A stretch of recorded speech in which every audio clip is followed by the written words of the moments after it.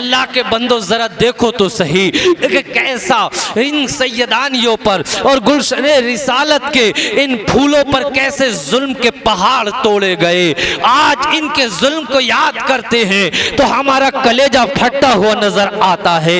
ये यजीदी जालिम सरदार तो एक अपने खेमे के साए में बैठ गया धूप से बचने के लिए। सैयदानियों को ऐसे ही धूप में नीचे से जमीन तप रही थी, ऊपर से सूरज की चिलचिलाती हुई धूप थी। मेरे प्यारे उन्हीं सैयदानियों में एक छोटी सी बच्ची थी जिनका नाम तकरीबन हजरत सकीना बताया जा रहा था। इनकी उम्र 4 साल या 5 साल या 7 साल की बताई जाती है। मेरे प्यारे इनसे धूप बर्दाश्त ना हुई, ये उतर के पीछे चली गई। एक छोटा सा एक टीले में एक दरख्त था, उसके नीचे जाके उसके साए में बैठ गई। इन्हें वहीं पर लेट के नींद आ गई। आखिर काफिला जो है चल पड़ता है। मेरे प्यारे पानी पीने के बाद ये आगे चलते हैं, लेकिन कुछ दूर थोड़े से चले इमाम हुसैन का सर जिस नेज़े पर था, जिस यजीदी के हाथ में था, उसके हाथ में से छूटता है और जमीन में गड़ जाता है। तमाम यजीदी उसे उखाड़ने के लिए जोर लगाते हैं, लेकिन अपनी ताकत लगा के नाकाम हो जाते हैं और पीछे हट जाते हैं। आखिर इमाम ज़ैनुल आबिदीन के पास आते हैं। ऐ इमाम ज़ैनुल आबिदीन, तुम्हारे बाबा का सर आगे नहीं बढ़ता, क्या मामला है? बात जरा देखो तो सही। हजरत इमाम ज़ैनुल आबिदीन अपनी फूफी हजरत ज़ैनब के पास आते हैं और कहते हैं बहन फूफी जान जरा देखो तो मामला क्या है। हजरत ज़ैनब गुलशने रिसालत के फूलों और कलियों का नाम ले लेकर पुकारते हैं, फला है क्या, फुला है क्या, फुला है क्या। जब हजरत सकीना का नाम लेकर पुकारती है तो अब आपकी आवाज नहीं आई, आपने लब्बैक नहीं कहा। कहने लगी ज़ैनब पुकारती हैं, ए भतीजे ज़ैनुल आबिदीन, लगता है हजरत सकीना रह गई है। हजरत सकीना को देखने के लिए वापस हजरत ज़ैनब आती है। अंधेरा हो चुका था, क्या देखती हैं कि हजरत सकीना है, एक खातून है, बूढ़ी खातून है, उनकी गोद में सर रख के हजरत सकीना कुछ बातें कर रही है, ऐसे जैसे कि बच्चे किस्से सुनते हैं और किस्से बयान करते हैं। हजरत सकीना करबला की दास्तान बयान कर रही है। ऐ अम्मी, हम पर ऐसे जुल्म किया गया, बाबा को शहीद कर दिया गया, हजरत अली असगर को शहीद कर दिया गया, इमाम कासिम को शहीद कर दिया गया, नन्हे अली असगर को शहीद कर दिया गया। मेरे प्यारे हजरत ज़ैनब आगे बढ़ती है और कहती है, ए खातून तुम कौन हो? तुम्हारा शुक्रिया कि तुमने हमारी बच्ची सकीना की हिफाजत की है। वो खातून कहती है, ए बेटी ज़ैनब, क्या तूने मुझे पहचाना नहीं? मैं तुम्हारी माँ फातिमा ज़हरा हूँ, मैं तुम्हारी माँ फातिमा ज़हरा हूँ। अल्लाह अकबर। इतने में मेरे प्यारे हजरत ज़ैनब ऊपर को देखती है और हजरत फातिमा, वो एक शक्ल थी, एक मुजस्सम रूह थी, वो गायब हो जाती है, चली जाती है। हजरत ज़ैनब है कि हजरत सकीना को लेकर आती है और लेकर आने के बाद मेरे प्यारे काफिले में शरीक करती है। अब काफिला आगे चलता है, एक मकाम पर जब पहुंचते हैं और एक जगह पहुंचने के बाद जब इन यजीदियों ने रात रुकने के लिए एक गिरजाघर के करीब में अपने काफिले को रोका तो मेरे प्यारे क्या देखते हैं कि उस गिरजाघर की दीवार पे एक शेर लिखा हुआ था। उस शेर का मतलब ये है कि ऐ जालिमो, अल्लाह के रसूल के नवासे को शहीद करने वालों, क्या तुम अपने आप को मुसलमान समझते हो अब भी? और तुम उनकी शफाअत के अब भी तुम समझते हो कि उनकी शफाअत मिलेगी? हरगिज़ तुम्हें उनके नाना की शफाअत ना मिलेगी।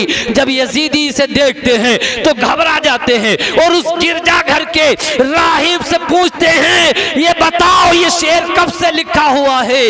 वो कहता है, मुझे भी ये मालूम तो नहीं है कि ये शेर कब से लिखा हुआ है, लेकिन लोग ये बताते हैं कि तुम्हारे नबी की पैदाइश से तकरीबन 500 साल पहले से ये शेर लिखा हुआ है। ये जालिम घबरा जाते हैं, इनके हाथ पैर उखड़ जाते जाते हैं। देखो तो सही मेरे नबी की सदाकत का आलम क्या है, मेरे हुसैन की सदाकत का आलम क्या है। मेरे हुसैन की सदाकत का आलम देखो, हुसैन के सताने वालों का आलम देखो। मेरे प्यारे हुसैन वो हैं कि जिन्होंने नेज़े पे चलने के बाद भी कुरान की तिलावत करते रहे, अपने बच्चों की हिफाजत करते रहे। ए इमाम हुसैन के, ए इमाम हुसैन के जश्न में आने वालों, इमाम हुसैन के जिक्र में आने वालों, निजामुद्दीन रामपुरी तुम्हें ये पैगाम देना चाहता है, जब तक तुम्हारे दिलों में इमाम हुसैन की मोहब्बत होगी, अहले बैत की मोहब्बत होगी, इंशाअल्लाह ताला तुम्हें उस वक्त तक मौत ना आएगी जब तक तुम कलमा शरीफ न पढ़ लोगे।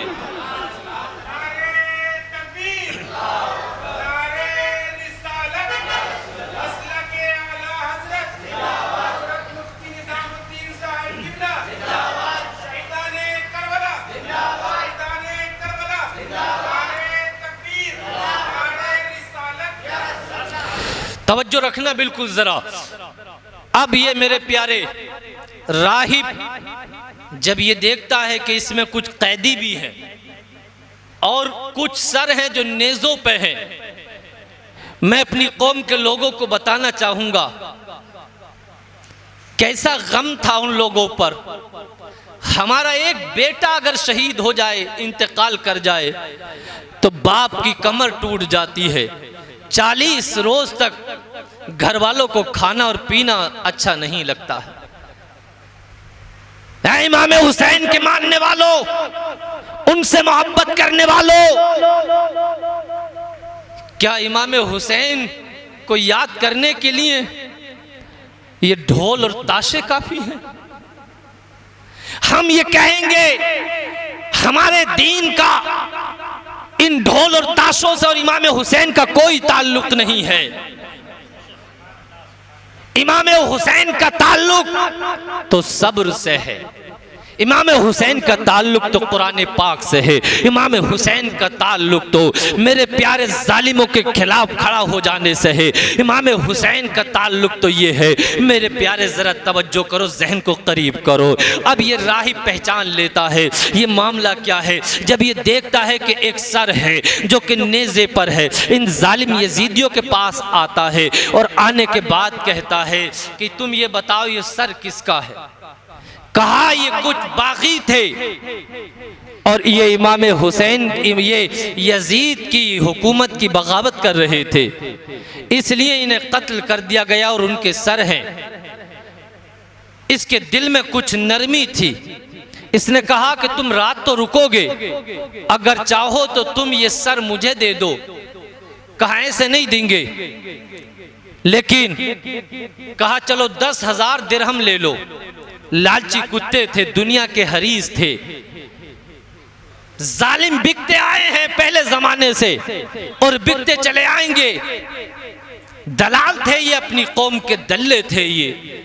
इन्होंने जमीर को भी बेच दिया था और अपनी कौम को भी सौदा किया, ईमान का भी सौदा किया। अब 10,000 दिरहम में इन्होंने मेरे प्यारे इमाम हुसैन के सर को एक राहिब को दे दिया। ये राहिब था, इस सर को लेकर अपने गिरजाघर में, चर्च में लेकर जाता है और गिरजाघर में ले जाकर इस सर को इमाम हुसैन के ऊंची जगह पर रखता है और रखने के बाद आपकी दाढ़ी से खून को साफ करता है, चेहरे से खून साफ करता है और आपकी दाढ़ी में और चेहरे पर खुशबू लगाता है। देखो तो सही मोहब्बत करने वाले ऐसे होते हैं। और आपके सर के सामने बैठ जाता है। क्या देखता है कि अल्लाह ताला इसकी आंखों से हकीकत के पर्दे उठा देता है। क्या देखता है कि इमाम हुसैन के सर से एक नूर निकलता है जो आसमानों तक परवाज कर जाता है।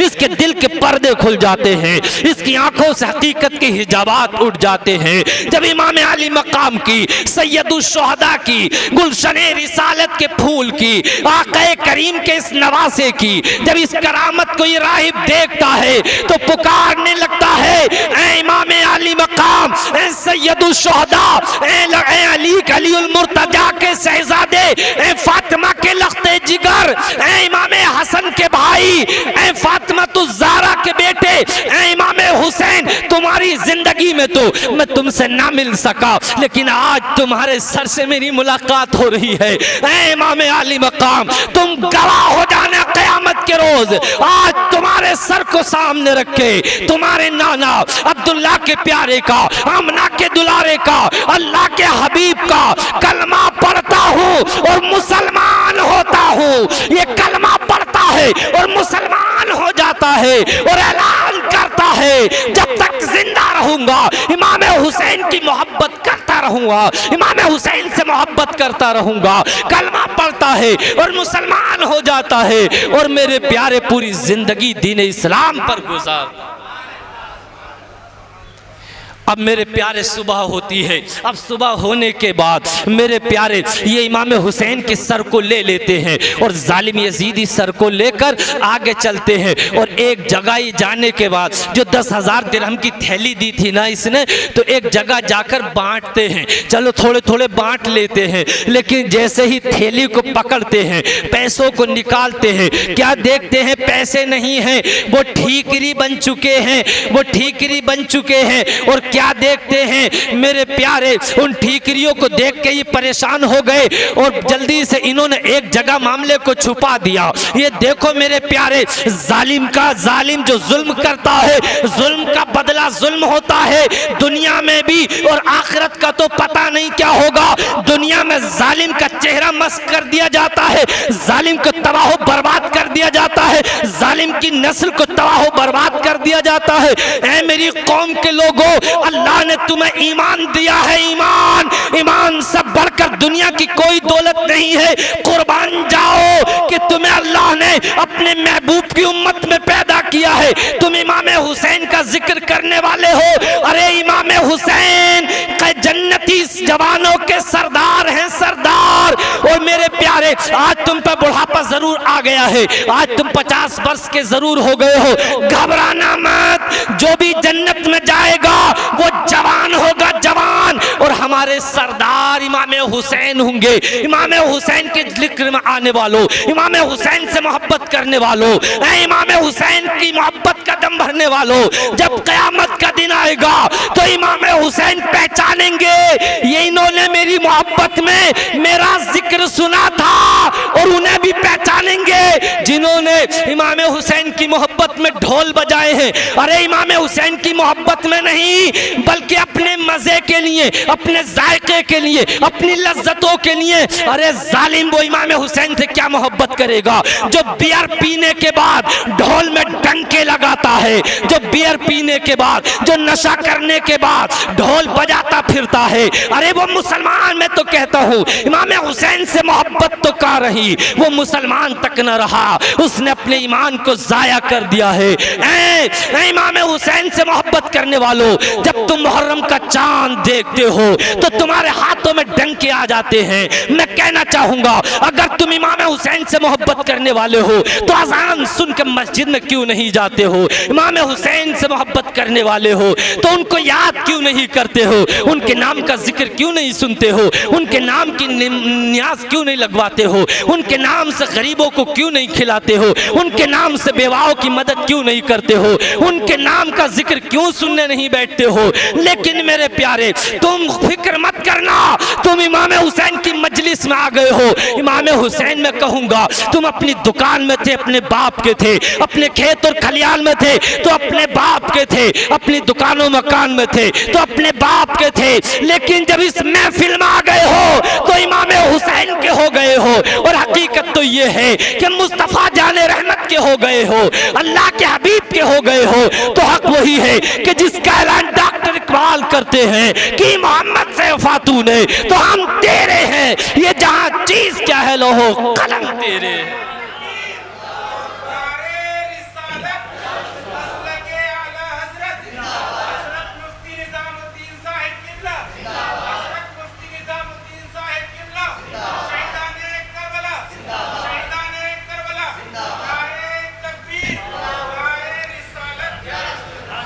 अब ये मेरे प्यारे काफिला आगे चलता है, सर को लेकर आगे चलते हैं। जब सर को लेकर आगे चले तो मेरे प्यारे, जब दिमश्क में पहुंचने वाले थे, जहां यजीद तख्त नशी था, उसे खबर मिल गई थी कि इमाम हुसैन को कत्ल कर दिया गया, शहीद कर दिया गया। तो खुशी में तवज्जो करना, तो उसने खुशी में पूरे दिमश्क को सजवा दिया था और हर तरफ बैंड बाजे, ढोल और नक्काड़े बज रहे थे। फैसला तुम्हारे हाथ है, बताना मेरा काम है। और मैं कोई भी काम ना तो लालच में करता हूं और ना किसी से डर के करता हूं। बिल्कुल खुली हुई बात, ना तो डर के और ना ही किसी लालच में। हाँ, डर भी है अल्लाह का, लालच भी है नेकियों का, नेकियों का लालच भी है और अल्लाह का डर भी है। लेकिन किसी दुनियादार इंसान से ना तो डर है और ना किसी से कोई लालच है। पूरा दिमश्क सजवाया, हर चौक और हर मोड़ पे उसने ढोल बजाने वाले, नक्काड़े और बैंड बजाने वाले खड़े कर दिए, इसलिए कि वो बताना चाहता था कि मैंने नवासा-ए रसूल को शहीद कर दिया, कत्ल कर दिया, अपने बागियों को जमीन दोज कर दिया। अब मेरी मुखालफत के लिए कोई सर ना उठाएगा। तवज्जो करें, अब इसने जब इसके दरबार में दिमश्क में एक चौक से जब ये काफिला निकला तो मेरे प्यारे क्या देखा कि पूरे चारों तरफ से जब कोई चीज निकलती है, जुलूस या कोई चीज, तो औरतें बच्चे छतों से देखते हैं। शोर मचता हुआ जा रहा था। असल में इसने ये नहीं बताया था कि इमाम हुसैन नवासे रसूल का सर है या उन्हें शहीद कर दिया। बात ये फैला दी थी कि बागी है, बागी कुछ, उन्हें कत्ल किया है। वरना तो ऐसा नहीं है कि उस जमाने के मुसलमान भी इतने गए गुजरे नहीं थे। अगर खबर फैल जाती तो यजीद की तो पूरी हुकूमत की ईंट से ईंट बजा देते। बेनमाजी जरूर हो सकते हैं हम, गुनाहगार जरूर हो सकते हैं, लेकिन इमाम हुसैन से मोहब्बत का दर्द आज भी है दिलों में। मेरे प्यारे, तो एक उसी घर में खातून बैठी हुई थी। जब उन्होंने आवाज सुनी तो किसी को बुलाया और बुलाने के बाद पूछा क्या मामला है। बताया कुछ कैदी हैं और कुछ सरों पर, नेज़ों पर सर जा रहे हैं। तो उस खातून ने कहा अच्छा कैदी हैं? तो कहा लो कैदी हैं तो ऐसा करो जल्दी से उन्हें पूछ कर आओ कि कोई ज़रूरत तो नहीं है। एक शख्स आया और पूछा कोई ज़रूरत तो नहीं है? तो कहा उन कैदियों ने अभी तक तो हमसे पूछा नहीं था किसी ने, हम तो जिस दिन से मदीने से आए हैं आज तक जुल्म हो रहे हैं। चलिए अगर कुछ हमारी मदद ही करनी है तो कुछ कीजिए जो करना हो। आए घर में, उस शख्स ने बताया खातून बूढ़ी खातून थी, उसने खजूरें और पानी भेजा, कुछ चादरें भेजी। जब ये सामान भेजा तो हजरत ज़ैनब ने बुलाया उन खातून को, बूढ़ी को, और कहा ये बताओ तुमने हमारी मदद क्यों की, क्या समझा? कहा मैं तो तुम्हें पहचानती नहीं, जानती नहीं, लेकिन मैंने बस तुम्हें एक कैदी देखा तो मेरी एक सैयदा थी, मेरी मालिका थी, मैं किसी ज़माने में मदीने में रहती थी और हज़रत सैयदा फ़ातिमतुज़ ज़हरा की मैं उनकी कनीज़ थी, मैं उनके घर की खादिमा थी, मैं उनकी खिदमत करती थी। तो मेरी खादिम, मेरी आकानी ने, मेरी सैयदा हज़रत फ़ातिमतुज़ ज़हरा ने, मैं जब वहाँ से रुखसत होकर आई तो मैंने उनसे कहा कि मुझे कुछ नसीहत कर दीजिए। तो मैंने कहा कि मैं उनसे नसीहत कर दीजिए। तो उन्होंने मुझे नसीहत की कि जब भी तेरे दरवाजे के आगे से कोई कैदी गुजरे तो तुम उसकी मदद करना, उसका ख्याल करना, उसको ज़रूरत हो तो उनकी ज़रूरत पूरी करना। अल्लाह अकबर। जब इतनी बात बताई तो कहा अगर तुम्हारी भी कोई अब तमन्ना हो, हज़रत ज़ैनब ने कहा कि तुम्हारी भी अगर कोई तमन्ना और आरजू हो तो अब तुम भी बता दो। तो वो बूढ़ी खातून कहती है मेरी तमन्ना और आरजू ये है कि मैं ये चाहती हूँ कि जब मैं वहाँ से रुखसत होकर मदीने से आई थी तो मैंने उनके घर में दो छोटे छोटे मुन्ने देखे थे, एक का नाम हसन था, एक का नाम हुसैन था, और एक छोटी सी शहजादी थी जिनका नाम हजरत ज़ैनब था। अब मेरी आखिरी तमन्ना ये है कि मैं उनका दीदार कर लूं, लेकिन मैंने सुना ये है कि हजरत फातिमा का विसाल हो चुका है और उनके बड़े बेटे हजरत इमाम हुसैन का भी, इमाम हसन का भी इंतकाल हो चुका है। लेकिन अब ये चाहती हूँ कि उनके छोटे बेटे हजरत इमाम हुसैन का दीदार कर लूं और उनकी बेटी ज़ैनब का दीदार कर लूं। जब इतनी बात कही, हजरत ज़ैनब की चीख निकल गई और कहा, लो अल्लाह ने तुम्हारी आरज़ू भी पूरी कर दी। ये जो तुम नेज़े पे सर देख रही हो, ये इमाम हुसैन का सर है, और ये जो तुम्हारे सामने खड़ी है ये ज़ैनब है। जब इतना कहा तो आपकी चीख निकल गई खातून की, और सीने से लगा लिया और कहने लगी, ये जालिम यजीदियो, अल्लाह तुम्हें तबाह बर्बाद कर दे, अल्लाह तुम्हारे ऊपर अजाब नाजिल कर दे। तुमने खानदान रसूल को तुमने क्या किया है? तुमने गुलशन रिसालत की इन कली और फूलों को जुल्म का निशाना बना दिया। मेरे प्यारे तवज्जो करना, देखना जुल्म भी कैसा जुल्म था। ऐसे लोगों, आज हमारे पैर में दर्द हो जाए, आज हमारे सर में दर्द हो जाए, आज हमारे कान में दर्द हो जाए, हमें पड़ोसी थोड़ी सी तकलीफ दे दे तो हम रोते और पीटते हैं। लेकिन मेरे प्यारे गुलशन रिसालत के लोगों ने, खानदान रिसालत के लोगों ने इतने बड़े जुल्म पर सब्र करके हमारी इस उम्मत को ये बता दिया है कि बड़े से बड़ा जुल्म सह लो।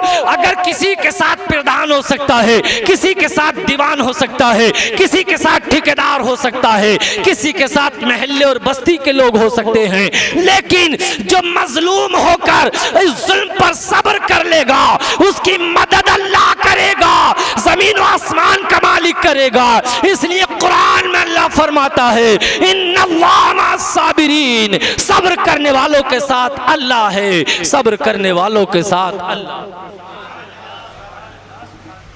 इसके बाद जब ये काफिला कुछ आगे चला, इमाम हुसैन का सर आगे चला, तो एक सहाबी रसूल हैं हजरत सहल बिन साद साइदी, ये बैतुल मुक़द्दस यानी फिलिस्तीन से तिजारत की गर्ज से लौट कर आ रहे थे। तो ये जब दिमश्क पहुंचे, तवज्जो करना, दिमश्क जब पहुंचे तो हर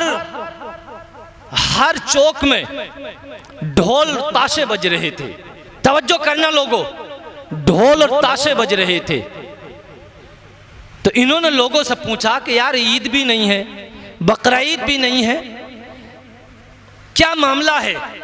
तो लोगों ने बताया कि यजीद की हुकूमत के कुछ बागी थे, उन्हें कत्ल करके उनके सरों को लाया जा रहा है। देखिए धोखा कैसे दिया जा रहा, उनके सरों को लाया जा रहा है। कहा अच्छा मैं भी देखना चाहता हूं वो कौन लोग हैं, कौन से रास्ते से आएंगे। तो बताया बाबू 7 से आएंगे। ये उस रास्ते पर भाग दौड़ के पहुंचे और जब जाके देखा, अब इन्होंने इमाम हुसैन को देखा था तो जल्दी से पहुंचा। एक शख्स से कहा यार ये तो मुझे इमाम हुसैन की शक्ल से मिलती जुलती शक्ल लग रही है। तो उस बताने वाले ने बताया कि उनसे मिलती जुलती नहीं, बल्कि शायद तुम्हें भूल हो गई है, ये इमाम हुसैन ही है जिनको शहीद कर दिया गया है जालिम यजीदी भेड़ियों ने। आप जल्दी से वहां पहुंचे और करीब पहुंचने के बाद जब इमाम हुसैन के सर को देखा और सैयदानियों को देखा तो आपकी आंखों से आंसू निकलने लगे और बड़ी जोर से चीख मार कर रोए और करीब हो गए और ज़ारो कतार उनकी तरफ को देख देख के रोने लगे। मेरे प्यारे, किसी ने सैयदानियों में से किसी ने पूछा, अभी तक तो लोग हमें देख के हंस रहे थे, अभी तक तो लोग हम पर जुल्म सितम कर रहे थे, ऐ आने वाले तू हमें देख के रो क्यों रहा है? तू है कौन और तू कहाँ रहता है, जरा ये बता। हजरत साल बिन साइद के हजरत साल बिन साद साइदी कहते हैं मैं सहाबी रसूल हूँ, मैं कलमा मोहम्मद अरबी का कलमा पढ़ने वाला हूँ, मैं ईमान वाला हूँ। तुम ये बताओ गुलशन रिसालत के खानदान रसूल के फूलो, अगर तुम्हें कोई मदद की जरूरत हो तो बताओ, मैं तुम्हारी मदद करूंगा। हजरत सकीना 4 वर्ष की बच्ची है, 4 वर्ष की बच्ची कई दिन की भूखी और प्यासी है। ऐसे आलम में उसे खाना मांगना चाहिए था, ऐसे आलम में पानी मांगना चाहिए था, लेकिन देखो शरीयत के कैसे पाबंद थे, कुरान और हदीस से कैसे पाबंद थे। इन्होंने सिखाया कि शरीयत पे कैसे पाबंदी की जाती है, कुरान पे कैसे अमल किया जाता है, सुन्नत रसूल पे कैसे अमल किया जाता है। मेरे प्यारे हजरत सकीना कहती है, ए हजरत सहल, अगर तुम वाकई हमारे नाना के सहाबी हो और हमारी कुछ मदद करना चाहते हो तो तुम हमारी मदद ये करो कि तुम इन यजीदियों को थोड़ा सा हमसे आगे कर दो, हमारे बाबा के सर को लेकर आगे हो जाएं। ये हमारे जब करीब आते हैं तो हमारी बेपर्दगी होती है, हम ये चाहते हैं कि हमारी बेपर्दगी ना हो।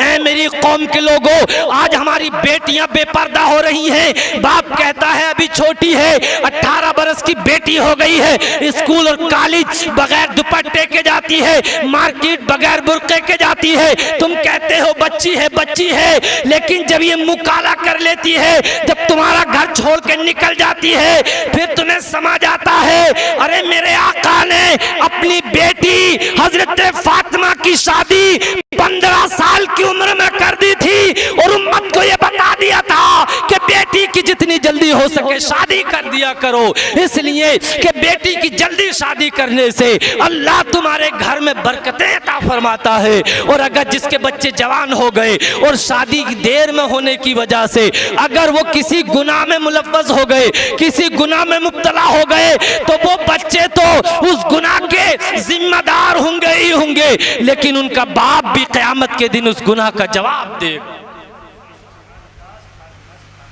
ज्यादा की मत सोचिए, कुरान ने क्या बताया, हदीस ने क्या बताया, हुजूर ने क्या बताया, उस पे सोचिए।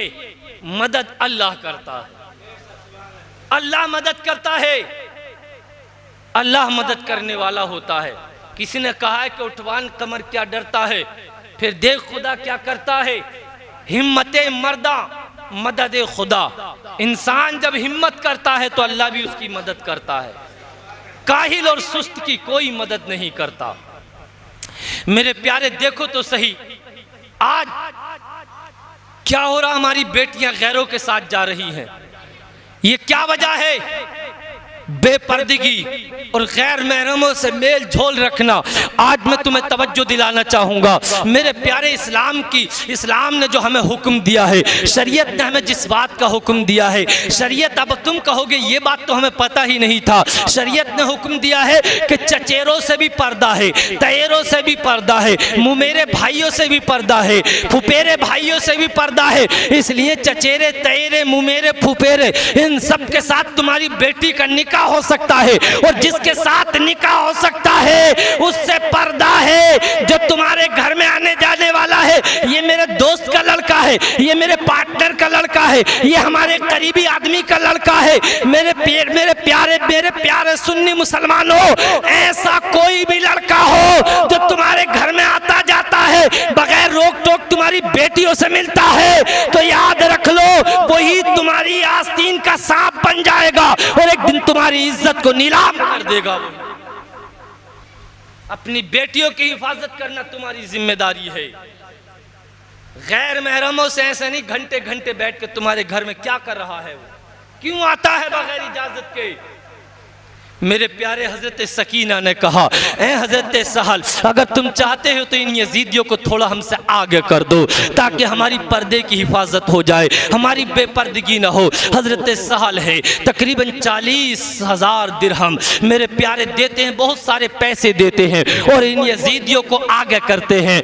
देखो यजीदी, ये भेड़िए कुत्तों की देखो, ये देखो पीछे भी बिके, यहाँ पर भी बिकते चले आए हैं। जिस आदमी पर दुनिया गालिब हो जाए उसके सामने उसका ईमान कुछ भी नहीं रहता, वो शैतान के पीछे चलने वाला हो जाता है। इन यजीदियों पर दुनिया गालिब आ गई थी, ये दुनिया के कुत्ते हो गए थे, दुनिया के भेड़िए हो गए थे। ऐ मेरी कौम के लोगों, दुनिया के मजे मत तलाश करो, दुनिया के जायके मत तलाश करो, दुनिया की लज्जतें तलाश मत करो। दुनिया तो बादशाहों की भी खत्म हो जाएगी, गरीबों की खत्म हो जाएगी। मेरे प्यारे तवज्जो तवज्जो करो, अगर कोई वक्त का बादशाह भी है तो सोने के कफन में लिपट के कब्र में नहीं जाता है, और कोई गरीब है तो वो भी बगैर कफन के नहीं जाता है। अगर गरीब भी हो तो पास पड़ोसी उसको कफन दे देते हैं, और बादशाह भी हो तो कफन में ही जाता है और मिट्टी के सुपुर्द किए जाते हैं। अमीरी गरीबी का फर्क मिटा दिया जाता है।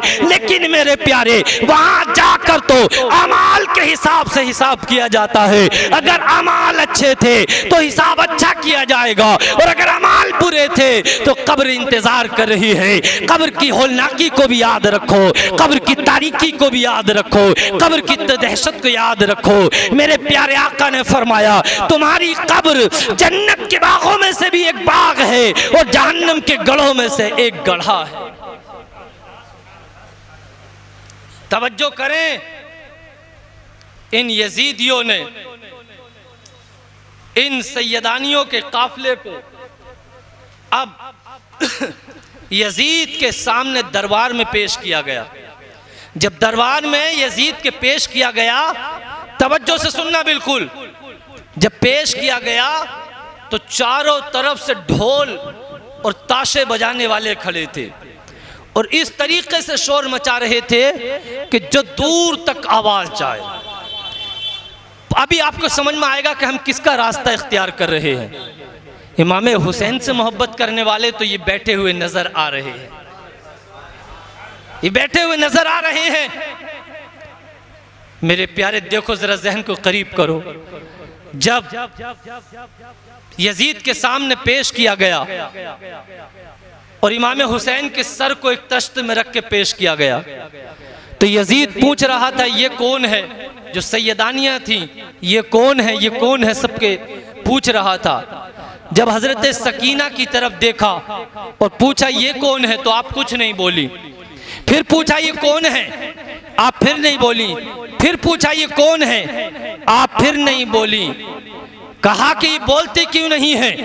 हजरत ज़ैनब ने कहा, अरे जालिम, ये बोले क्या, इनके जो गले में रस्सी का फंदा पड़ा हुआ है उसकी गांठ बड़ी टाइट लगी हुई है, इसकी वजह से इनसे बोला नहीं जा रहा है। अल्लाह अकबर, देखो तो सही, जुल्म की हद हो गई थी। अब इस यजीद ने अपने गुलाम से कहा इनका फंदा ढीला करो। जैसे ही वो इनकी तरफ हजरत सकीना की तरफ बढ़ा, आपने कूद मारी और हजरत ज़ैनुल आबिदीन की कोलियां भर ली। आपने हाथ नहीं लगाने दिया। हजरत इमाम ज़ैनुल आबिदीन कहते हैं, अरे जालिम यजीद, ये कभी भी किसी गैर महरम को अपने जिस्म पर हाथ नहीं लगाने देगी, इसलिए गुलशने रिसालत की कली है। अरे इनके घर में तो जिब्रील भी बगैर इजाजत के नहीं आते हैं, इन्हें भला कोई गैर महरम हाथ कैसे लगा सकता है। हजरत इमाम ज़ैनुल आबिदीन अपने हाथ से हजरत सकीना के गले की गांठ को ढीला करते हैं। अब मेरे प्यारे, जरा तवज्जो करो, यजीद का दरबार लगा हुआ है। अब यजीद छड़ी को लेता है और इमाम हुसैन के होठों पे लगाता है और कहता है, ऐ इमाम ज़ैनुल आबिदीन, देखो अगर तुम्हारे बाप से मेरी मुलाकात हो जाती तो मैं इनसे बात करके सुलह कर लेता और इन्हें कत्ल ना कराता, लेकिन इनसे मेरी बात ना हो सकी। मेरे प्यारे, जब होठों पे इसने छड़ी लगाई और गुस्ताखी करने की कोशिश की तो उस जगह पर भी एक सहाबी रसूल थे, हजरत अबू बरज़ा, वो खड़े हो गए और कहा, जालिम यजीद, इन होठों पर तू अपनी छड़ी ना लगा, इसलिए कि तेरी छड़ी और तू दोनों नापाक हो। इमाम हुसैन के होठ पाक हैं, इन होठों को मुस्तफा ने चूमा है, इन होठों को मुस्तफा ने चूमा है, इन रुखसारों को मुस्तफा ने चूमा है। इमाम हुसैन को अपने सीने से हुजूर ने लगाया है, अपनी पुश्त पे, अपने कांधे पे इमाम हुसैन को बिठाया है। इतना सुनता है इमाम हुसैन की तारीफ जब ये करते हैं, हजरत अली की तारीफ करते हैं, जालिम यजीद को गुस्सा आ जाता है और मेरे प्यारे, इन पर जुल्म और सितम करता है और इन्हें कैद करा देता है। उसी जगह पर एक यमनी शख्स आया हुआ होता है। जब इन सैयदानियों को देखता है। अभी तक इसे मालूम नहीं था कि ये कौन लोग हैं, ये कहां से आए हैं। इसने जब देखा सैयदानियों के गुलाब जैसे चेहरे को, मेरे प्यारे खानदान रसूल की कलियों के चेहरे को देखा, तो इसने कहा, हजरत इमाम हुसैन की एक बेटी फातिमा थी, यानी फातिमा बिनते हुसैन थी। मेरे प्यारे जब उनके चेहरे को देखा, उनके नूरी चेहरे को देखा, तो इसने कहा, इस कनीज को मुझे दे दो, जो चाहो पैसे ले लो। इतने में जब उन्होंने ये बात सुनी, तो इमाम हुसैन की बेटी जो फातिमा थी, मेरे प्यारे उनकी चीख निकल गई और कहने लगी, ऐ फूफी ज़ैनब, क्या हमारे लिए अब ये वक्त आ गया है कि हमें कनीज बनाया जाएगा, हमें खरीदा और बेचा जाएगा। इमाम ज़ैनुल आबिदीन कहते हैं, जालिम, अभी आसमान फट जाएगा, अभी जमीन फट जाएगी अगर इनकी तरफ गलत निगाह उठाई है। अब ये शख्स कहने लगा, जो यमनी शख्स था, ये कौन लोग हैं जरा यजीद बता तो सही। ये बताता है, ये खानदान रसूल के लोग हैं, वो मुसलमान था, ईमान वाला था, मोहब्बत अहले बैत से मोहब्बत करने वाला था। उसने कहा, जालिम यजीद, तुझ पे लानत हो, तूने क्या इमाम हुसैन पर, खानदान रसूल के लोगों पर इतना जुल्म सितम किया है। ये लानत भेजता है और दरबार से निकलता है। जालिम यजीदी उसे पगने पकड़वाता है और उनके सर को फौरन कलम करवा देता है। मेरे प्यारे, ये हालात यहाँ तक आते हैं, इन इमाम ज़ैनुल आबिदीन को यजीद एक कैद खाने में बंद करा देता है और सैयदानियों को एक कैद खाने में बंद करा कर देता है। वो कैद खाना कैसा होता है, जरा तवज्जो करो, इमाम हुसैन से मोहब्बत करने वालों जरा तवज्जो करो। वो कैद खाना कैसा था, वो कैद खाना जिसमें सैयदानियों को कैद किया गया, जिसमें घुप अंधेरी थी, दूर दूर तक कहीं कहीं से आवाज ना आती थी, कोई किसी से मिलने वाला न था, भूखा और प्यासा रखा गया। हजरत सकीना की हालत तो ये हो गई थी कि आपकी हड्डियों का गोश्त सूख चुका था, सिर्फ हड्डी हड्डी रह गई थी, बोलते हुए जबान खुश्क हो जाती थी। एक दिन मेरे प्यारे, हजरत सकीना, शाम का वक्त है, परिंदों को ऊपर से आता जाता देखती हैं और कहती हैं, फूफी ज़ैनब, क्या ये परिंदे कहाँ से आते हैं और शाम को कहाँ चले जाते हैं। हजरत ज़ैनब कहती हैं, बेटी, ये अपने घोंसलों से सुबह को आते हैं और शाम को अपने घोंसलों में नहीं अपने घर वापस चले जाते हैं। हजरत सकीना कहती है, ए फूफी ज़ैनब, हम अपने घर कब जाएंगे, हम यहाँ कब तक भूखे और प्यासे रहेंगे। ए फूफी, बड़ी भूख लगती है, बड़ी प्यास लगती है। ये बात जो कैद खाने के बाहर से रास्ता गुजर रहा था, यहीं पर एक शख्स गुजरता है, इन बातों की आवाज उसके कानों में पहुंच जाती है। वो जब इतनी बात सुनता है, अपने घर जाता है और अपनी अहलिया से कहता है, ऐ मेरी खातून, तू जो हर जुमेरात को न्याज करती है, हर जुमेरात को जो न्याज करती है, हम अपने पड़ोसियों को, अपने रिश्तेदारों को खिलाते हैं, उन्हें खिलाते खिलाते बहुत जमाना हो गया है, लेकिन आज मैंने कुछ कैदियों की आवाजों को, जो बड़ी डगमगाती हुई आवाजें थी, जो बड़ी दर्द भरी आवाजें थी, जिनमें इतना दर्द था कि मेरा दिल फटने तैयार हो गया, मेरा दिल निकल के मुंह, कलेजा मेरा निकल के मुंह में आ गया।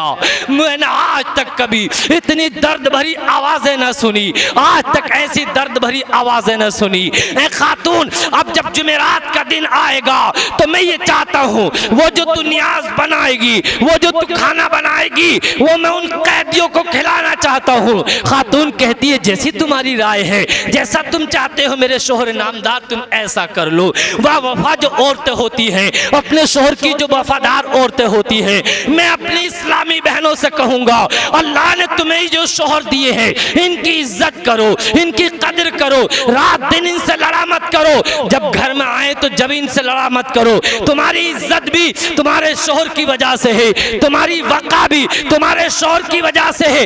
इन शोहरों को कोसा मत करो, ये मत कहा करो तू निकल जाता है घर से लौट के ना आए, तू सुबह हुई है तुझे शाम ना हो। मैं कहना चाहूंगा, ऐ मेरे इस्लामी बहनों, अगर इसकी शाम लौट के ना आई या घर से जाके लौट के ना आया, तो तुझे पूछने वाला कोई ना होगा, तुझे रोटी देने वाला कोई ना होगा, तेरी इज्जत करने वाला कोई ना होगा, तेरी इज्जत भी खत्म हो जाएगी, तेरी आबरू भी खत्म हो जाएगी, तेरा मकाम और वकार भी खत्म हो जाएगा।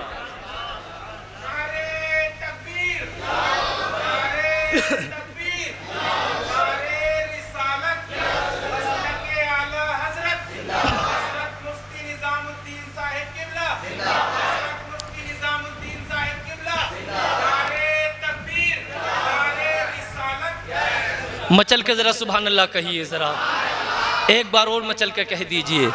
मेरे प्यारे ज़रा देखो तो सही, अब ये शख्स जो है नियाज जुमेरात के दिन जब आता है तो इसके ये अच्छे अच्छे कुछ चीज़ें लेकर आता है। ये सुन्नी मुसलमानों के मुकद्दर में है कि वो अपने इमाम हुसैन के नाम पर भी नियाज करते हैं।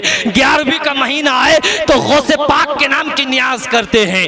12वीं शरीफ का महीना आए, रबीउल अव्वल का महीना आए तो मुस्तफ़ा जाने रहमत के नाम पे अपनी जानों के नजराने पेश करते हैं, अपने माल के नजराने पेश करते हैं। मेरे प्यारे देखो तो सही, अच्छी अच्छी चीजें लेकर आता है, अच्छे खाने पकवाता है। जब शाम का वक्त आता है तो नियाज लगवाता है और कैद खाने में पहुंच जाता है। जैसे तैसे वहां तक पहुंचा और आवाज लगाता है, ऐ कैदियों तुम कौन लोग हो, लो मैं तुम्हारे लिए कुछ खाना लेकर आया हूँ। लोगों तवज्जो करना, हजरत ज़ैनब कहती हैं हम सैयदानी हैं, हम रसूलुल्लाह के घर के लोग हैं, हम किसी का सदका नहीं खाते हैं, हम ज़कात नहीं खाते हैं। सदका तो नहीं है, कोई ज़कात तो नहीं है। ये कहता है न सदका है न ज़कात है, बल्कि ये नियाज का खाना है। हजरत ज़ैनब कहती हैं जरा ये बताइए किसके नाम की नियाज है। ये शख्स कहता है, ये शख्स कहता है ये तो मेरी घरवाली बताएगी, ये तो मेरी अहलिया बताएगी। कहा जाओ तुम अपनी अहलिया को बुला के लाओ। तवज्जो करना, लोगों रूह ताज़ा हो जाएगी बात को सुन के। ये कहता है मेरी घरवाली को बुला के लाता हूँ। बुला के लाया तो इसकी घरवाली कहती है ऐ सैयदा ज़ैनब, मैंने तुम्हें पहचाना तो नहीं है, तुम कौन हो। कहते हैं तुम बात बताओ, तुम नियाज किसके नाम की करती हो और तुम ये नियाज क्यों करती हो। वो खातून कहती है मैं जब बचपन में छोटी सी थी, मेरा बाप बहुत बड़ा अमीर ज़्यादा था, मैं अपने बाप की इकलौती बेटी थी, इकलौती बेटी थी। मैं बीमार हो गई, मेरे बाप ने कभी इस हकीम से इलाज कराया, कभी उस डॉक्टर से इलाज कराया। तमाम डॉक्टरों ने, तमाम हकीमों ने लाइलाज करार दे दिया कि इसका कोई इलाज नहीं है, अब तो ये मर जाएगी। जब बाप ने इतना सुना तो उसका दिल फट गया। ऐ मेरी कौम के लोगों, बाप के दिल में जो बेटी से मोहब्बत होती है उसका कोई ठिकाना नहीं होता है। लेकिन बहुत से जालिम आज ऐसे होते हैं जो अपनी बहनों से प्यार नहीं करते, अपने भाई अपनी बेटियों से मोहब्बत नहीं करते। अगर बेटी घर आ जाए या बहन घर आ जाए तो एक दिन एक टाइम का खाना मुश्किल पड़ जाता है। अरे मैं कहूंगा ये तेरे घर खाने की भूखी नहीं है, ये तेरे घर खाना खाने नहीं आई है, बल्कि ये उन दरो दीवार को देखने आई है जहां इनका बाप बैठा करता था, जहां इनकी माँ बैठी करती थी। ये उस दरो दीवार को देख के खुश हो जाती है। जब इनका दिल रंजीदा होता है इन्हें अपने बाप की याद आती है। और मेरे प्यारे, जिन घरों में बेटियों से प्यार किया जाता है, माओ से प्यार किया जाता है, बहनों से प्यार किया जाता है, उन घरों में अल्लाह बरकतें फरमाता है, उसकी रोजी को बढ़ा देता है, उनके रिस्क को बढ़ा देता है, उनकी इज्जतों को बढ़ा देता है। और जिन घरों में बहनों से नफरत की जाती है, बेटियों से नफरत की जाती है, औलाद से नफरत की जाती है, उस घर में बेबरकती हो जाती है, उस घर की इज्जत खत्म हो जाती है, दौलत खत्म हो जाती है।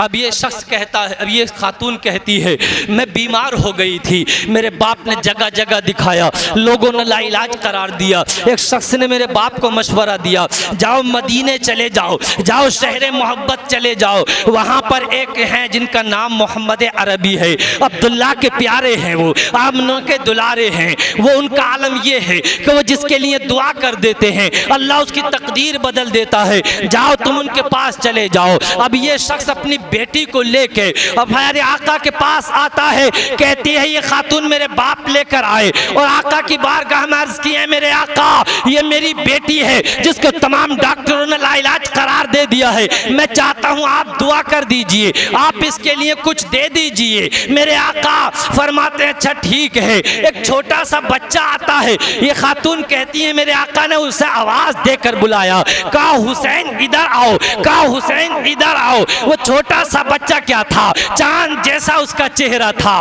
उसका कर्च नन्हे नन्हे पैरों से मेरे आका के पास आता है। मेरे आका फरमाते हैं इस बच्ची के सर पर हाथ रख दो और इसके लिए दुआ कर कर दो। कहती है उस बच्चे का सर पर हाथ रखना था कि अल्लाह ने मुझे शिफा अता फरमा दी। बस उसी दिन से जब जुमेरात का दिन आता है मैं इमाम हुसैन के नाम की न्याज करती हूँ और दूसरे लोगों को खिलाती हूँ। जब हजरत ज़ैनब इतना सुनती है, आपकी बीबी हजरत शहरबानो ये बात सुनती है, आपकी बेटी फातिमा ये बात सुनती है, आपकी बेटी सकीना ये बात सुनती है, दिल फट जाता है। हजरत ज़ैनब कहती है खातून आज के बाद तू कभी इमाम हुसैन की अपनी आज़मत करना। कहा क्या हुआ है? कहा इमाम हुसैन को शहीद कर दिया गया है, उनको कत्ल कर दिया गया है, गुलशने रिसालत के तमाम नौजवानों को शहीद कर दिया गया है। ये खातून इतना सुनती है, कहती है जालिम यजीदियों को खुदा तबाह बर्बाद कर दे। मेरे प्यारे देखो तो सही इन सैयदानियों पे ये जुल्म और सितम किए गए।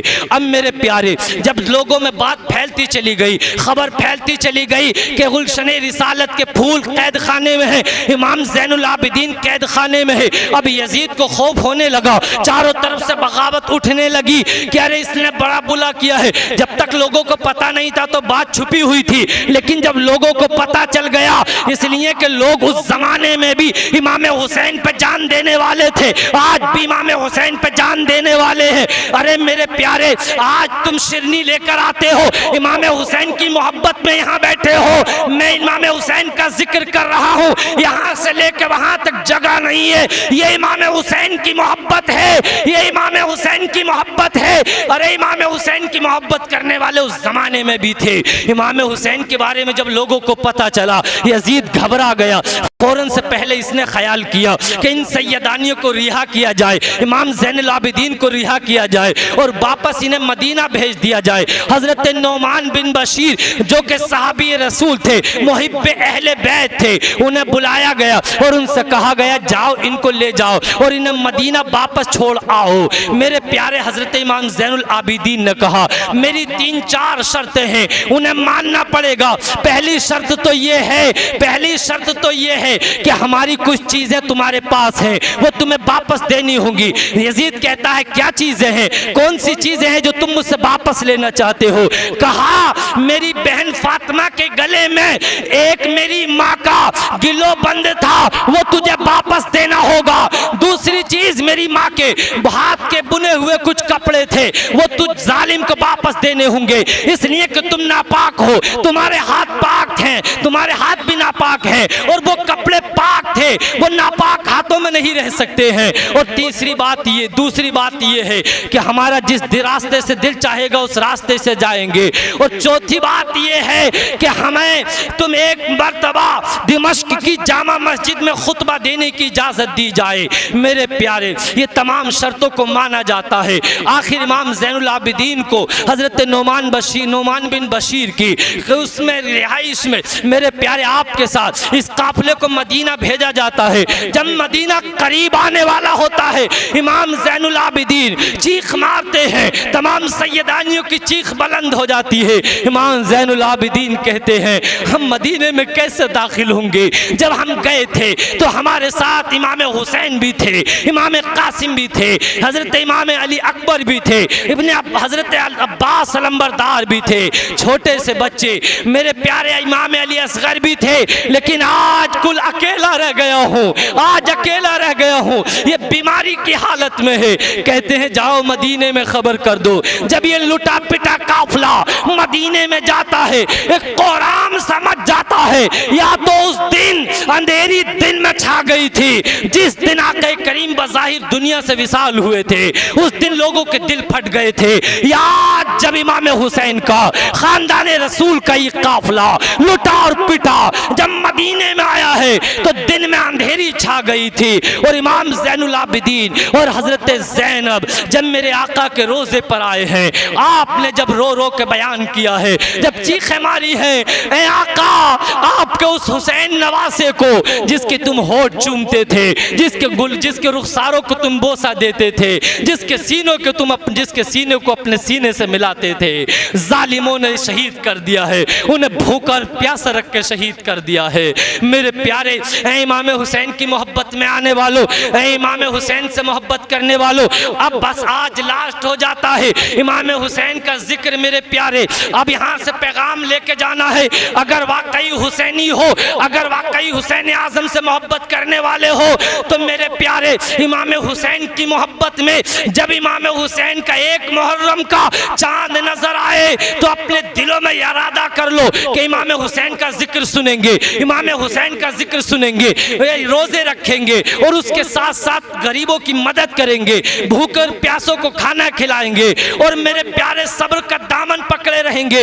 इमाम हुसैन को मैंने बताया था कि 3 चीजें बड़ी मोहब्बत करते थे। पहली चीज कुरान पाक का पढ़ना, कुरान पाक का सुनना इमाम हुसैन को बड़ा पसंद था। नमाज का पढ़ना इमाम हुसैन को बहुत पसंद था और जुल्म के आगे इमाम हुसैन को सब्र करना ये बहुत पसंद था।